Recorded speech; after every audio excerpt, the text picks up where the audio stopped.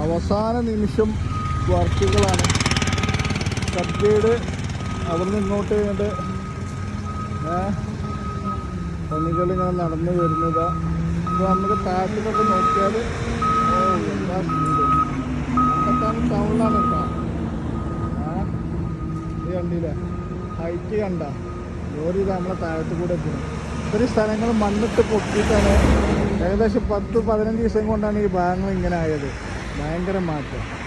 അത് ഇവിടെ നമ്മളെ സ്റ്റേ ഓർഡർ കിട്ടി, അത് സ്റ്റേ ഓർഡർ പിൻവലിച്ച ശേഷം വെറും 10 ദിവസം കൊണ്ടാണ് ഇത്രയും ഹൈറ്റുകളിൽ മണ്ണ് കൊടുന്ന് ഫില്ല് ചെയ്തത് എന്നുള്ളതാണ് സത്യം. അവരായിട്ട് നമ്മൾ NH ഫൈറ്റാണ് ഇവിടെ.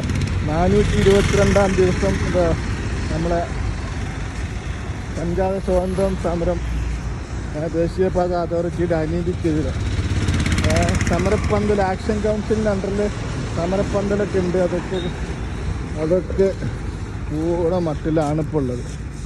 ഒരു ചാൻസും ഇപ്പോൾ കാണുന്നില്ല. അവസാന നിമിഷമായിട്ട് നമ്മൾ ഫൈറ്റിങ് തുടങ്ങിക്കൊണ്ടിരിക്കുകയാണ്. പായായാലും പാവപ്പെട്ടവരും കുട്ടികളൊക്കെ ഇപ്പോൾ താൽക്കാലികമായി ക്രോസ് ചെയ്യുന്ന ഭാഗങ്ങളാണ് ഇപ്പോൾ കാണുന്നത്.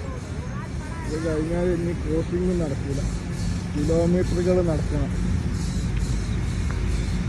ആ പോണ് കഴിഞ്ഞ് വരുന്നതല്ലേ ഇവിടെ താൽക്കാലികമാണ് കേട്ടോ. ഇത് കഴിഞ്ഞ് ഒന്നില്ലെങ്കിൽ പൂവഞ്ചന പോകണം, അല്ലെങ്കിൽ മൂച്ചിക്ക പോകണം. പുളിക്ക് കിടക്കണമെങ്കിൽ ഒന്നില്ലെങ്കിൽ ആ അണ്ടർപാസിൽ പോകണം. അവിടെ ഇവിടുന്ന് 1/2 കിലോമീറ്റർ ഉണ്ട്, അല്ലെങ്കിൽ അവിടേക്കാണ്ട് 1 കിലോമീറ്റർ പോകണം. എന്നിട്ട് ഇപ്പുറം പൊളിയിൽ വരണമെങ്കിൽ. ഇതാണ് അവസ്ഥ.